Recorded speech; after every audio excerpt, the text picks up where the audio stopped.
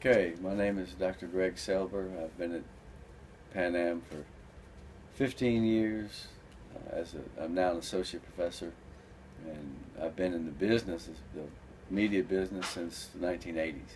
So, and I continue to work in that business today. So I suppose 25, 30 years. I haven't stopped to add it up lately, but long enough. Yeah. Well, what led you to pursue your career? Well, one of the things is that, having played sports since I was a little kid, Mm-hmm. I was always very interested in it. But I was also relatively interested in writing and broadcast when I was a kid. I mean, Mm-hmm. I had an old typewriter, kind of like the one that's hidden over there, and I would play games and I would watch games and I would practice writing stories and just kind of I would even take the magazines that would come out on sports and I would write stuff out of them. So I always had that combination of liking the games Mm-hmm.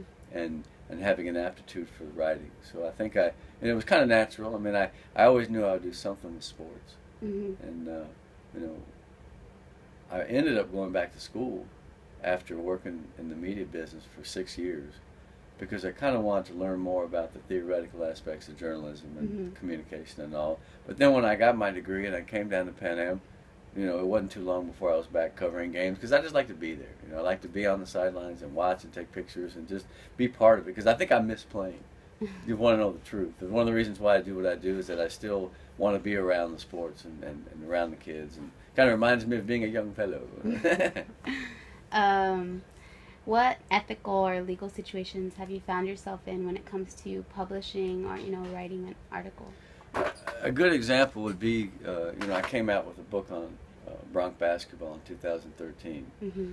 And in writing that book, there were a number of issues from the past that had pretty strong legal ramifications. I mean, we had some scandals here at Pan Am in the 70s. Mm-hmm. So, from a journalistic standpoint, I read all the clippings, and, I think I pretty well understood what I was dealing with and writing about. But I made sure to call all the sources that were involved in the story, and it took forever to track them down. I mean, one guy, names are not important, but one guy who had been implicated in some things here, I wanted to call this guy and get his side of the story, and he was able to tell me a lot of things that enabled me to write it in a more balanced way. Mm-hmm. So if I had just gone with what was in the paper, he was looking pretty bad, and he was let go by the school as a coach, blah, blah, blah.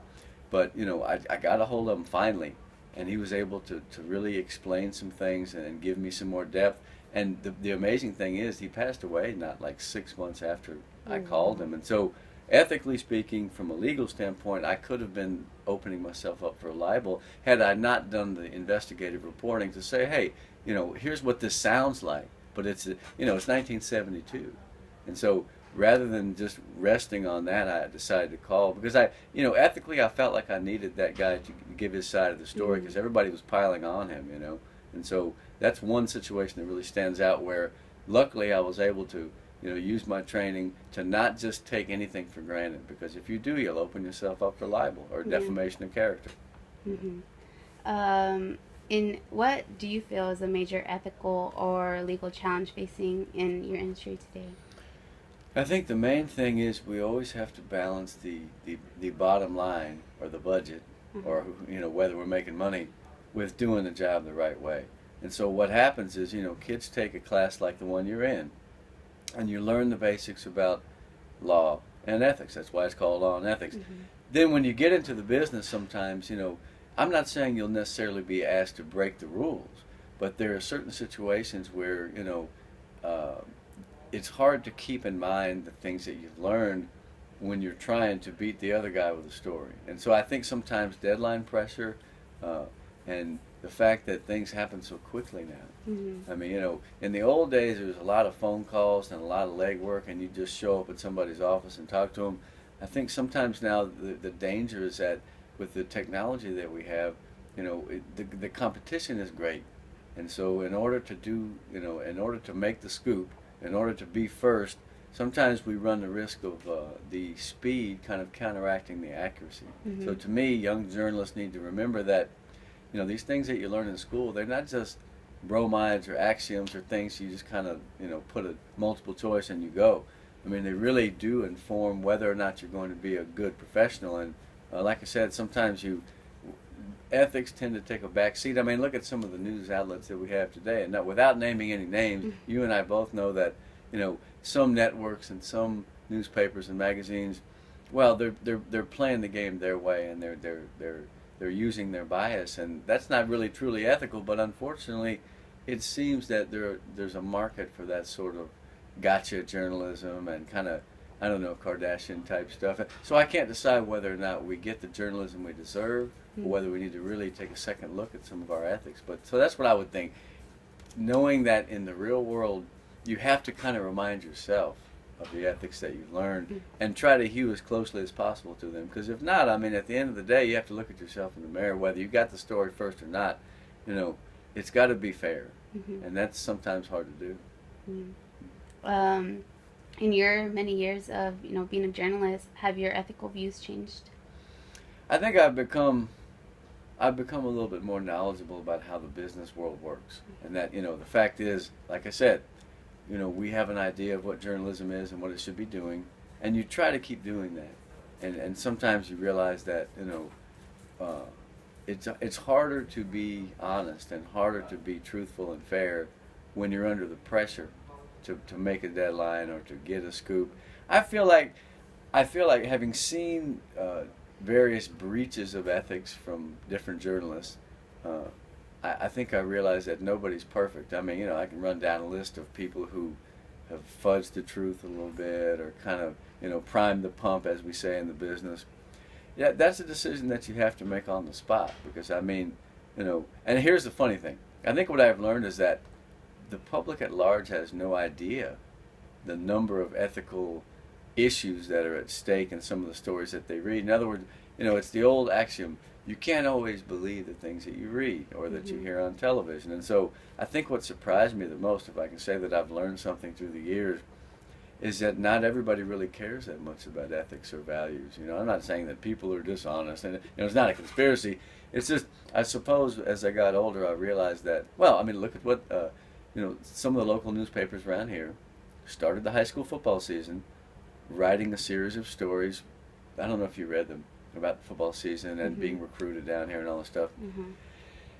I wouldn't say that the stories were unethical, because they weren't, but the tone of the stories was necessarily not as positive as some of the things that I like to write. So I guess what I'm saying is that what I've learned is that, people's values will come out in the coverage that they do and in the work that they do. And I've always been kind of criticized as someone who's probably more positive or kind of a booster or PR type, But see, my argument there was that, well, I'm dealing with minors.